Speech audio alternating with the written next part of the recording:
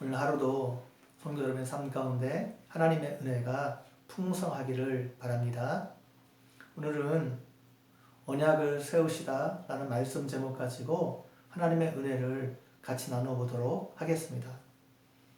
하나님께서 아브라함에게 후손이 하늘의 별처럼 많게 해 주시겠다 약속하셨습니다.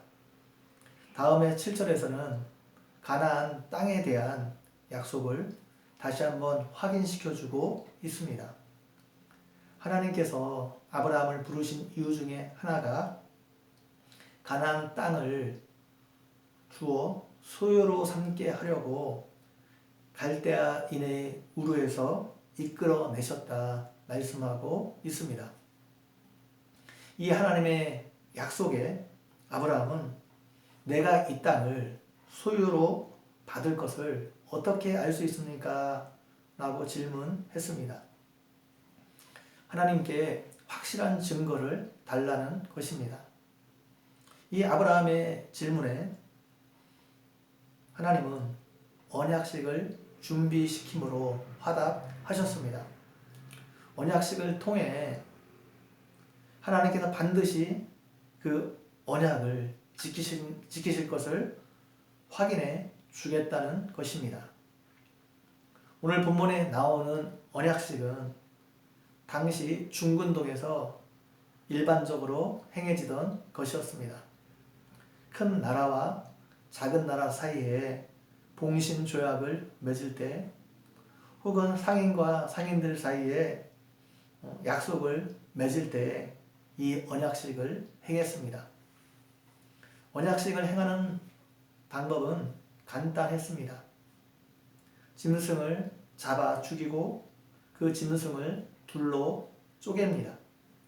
그리고 언약의 당사자가 그 쪼개진 짐승 사이로 지나가는 것입니다. 만약 언약을 어기는 사람이 있으면 쪼개신 짐승처럼 죽임을 당하게 될 것이라는 의미가 여기에 있습니다. 그래서 언약식을 치른다는 것은 목숨을 걸고 언약의 내용을 지키겠다는 의미가 그 안에 있습니다. 오늘날 결혼식도 고대 언약식에서 온 것입니다. 신랑 신부가 입장할 때 양측 하객 사이를 지나갑니다. 신랑 측, 신부 측, 양쪽 하객이 제물 역할을 하는 것입니다. 따라서 결혼식 할 때 하는 서약은 목숨을 걸고 하는 서약입니다. 특별히 그리스도인들은 사람 앞에서 하는 서약이 아니라 하나님 앞에서 하는 서약이기 때문에 결혼을 소중히 여겨야 하는 것입니다. 하나님은 언약 의식을 치르기 위해 아브라함에게 3년 된 암소, 3년 된 암염소, 3년 된 순양과 산비둘기와 집비둘기 새끼를 준비하게 하셨습니다. 그리고 이 모든 짐승들을 둘로 쪼개게 하셨습니다. 해질 때 하나님께서 아브라함에게 임하셔서 아브라함의 후손들이 가나안 땅을 차지하게 될 것이지만 시간이 걸릴 것이라 말씀하셨습니다. 그들이 이방에서 나그네로 400년 동안 그들을 섬기겠고 그들은 내 자손을 괴롭힐 것이라 말씀하셨습니다. 하나님께서 이스라엘 백성들이 섬기던 나라를 징벌하고 그 후에 이스라엘 백성들이 큰 재물을 가지고 나올 것이라 말씀하셨습니다. 아브라함은 장수하다가 평안히 조상에게 돌아갈 것이고 내 자손은 4대 만에 이 땅으로 다시 돌아올 것이라 말씀하셨습니다. 그리고 해가 져서 어두울 때에 연기가 나는 화로가 보이고 타는 횃불이 쪼갠 짐승 사이로 지나갔습니다. 타는 횃불은 하나님을 상징합니다. 원래 언약을 맺을 때는 언약의 당사자 두 사람이 쪼갠 재물 사이를 걸어가야 했습니다. 그런데 하나님은 홀로 그곳을 지나가셨습니다. 이것은 아브라함의 상태와 상관없이 하나님 홀로 그 언약을 이루어 가겠다는 의지가 담겨 있습니다. 하나님께서 반드시 가나안 땅을 아브라함의 후손에게 주겠다고 자신의 목숨을 걸고 언약하신 것입니다. 하나님께서 약속하신 대로 아브라함의 후손인 이스라엘 백성들을 애굽에서 구원해 내셨고 그들과 다시 언약을 맺으셨습니다. 그래서 이스라엘 백성들을 언약 백성이라 말하는 것입니다. 서로 언약을 맺고 언약 관계에 들어갔다는 것은 언약의 당사자들이 서로 하나가 되었다는 것을 말합니다. 이스라엘 백성들과 하나님이 하나가 되었다는 것을 말합니다. 하나이기 때문에 이스라엘 백성들의 원수는 하나님의 원수가 되는 것이고 하나님의 원수는 이스라엘 백성들의 원수가 되는 것입니다. 이스라엘 백성들의 문제는 하나님의 문제가 되는 것이고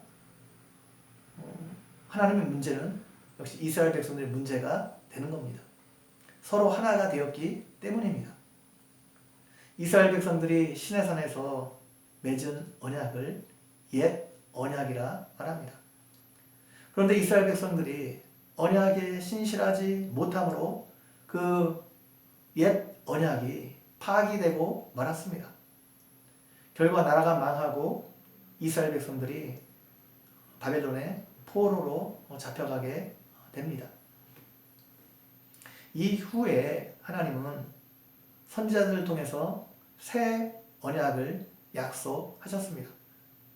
새 언약의 내용은 우리의 죄를 하나님께서 깨끗하게 사해 주시고 우리의 마음판에 하나님의 말씀을 새겨 주시겠다는 것입니다. 그리고 성령을 통해 우리 마음을 새롭게 해 주심으로 우리가 하나님의 말씀을 지키는 하나님의 말씀에 순종하는 사람으로 만들어 주시겠다는 것입니다. 이 새 언약의 중보로 예수님이 이 땅에 오셨습니다. 그리고 십자가로 그 새 언약을 이루셨습니다. 옛 언약을 세울 때는 동물의 피가 사용되었는데 새 언약에서는 예수님의 피가 사용되었습니다. 십자가의 보혈의 피로 새 언약을 이루신 것입니다. 그래서 예수님이 오신 이유를 새로운 언약 시대라고 해서 신약이라 부르고 예수님이 오시기 이전을 옛 언약 시대라고 해서 구약이라 부르는 것입니다.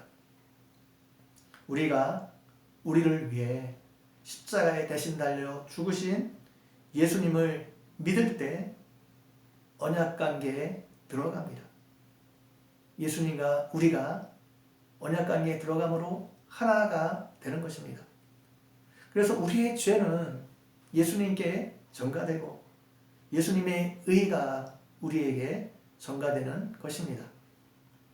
예수님과 우리가 하나가 되기 때문에 우리에게 하나님의 아들이라는 신분이 주어지게 되었습니다.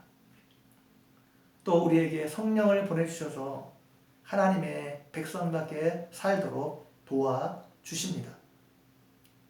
이것을 기억하고 예수 그리스도를 통해 하나님과 언약관계에 들어가게 하신 이 하나님의 은혜를 생각하고 늘 감사하는 여러분 모두가 되기를 주님의 이름으로 간절히 축원드립니다. 같이 한번 기도드리겠습니다. 하나님 아버지, 오늘도 말씀을 통해서 은혜 베풀어 주신 것 너무나 감사합니다. 주신 말씀처럼 예수 그리스도를 통해서 십자가의 보혈의 피로 우리가 하나님과 새 언약 가운데 들어가게 되었는데 이것을 기억하고 늘 감사하며 또 하나님께 그 은혜에 대해 보답하는 우리 모두가 되어줄 수 있도록 함께 해주시기를 원합니다. 감사합니다. 예수님의 이름으로 기도 올려옵나이다. 아멘.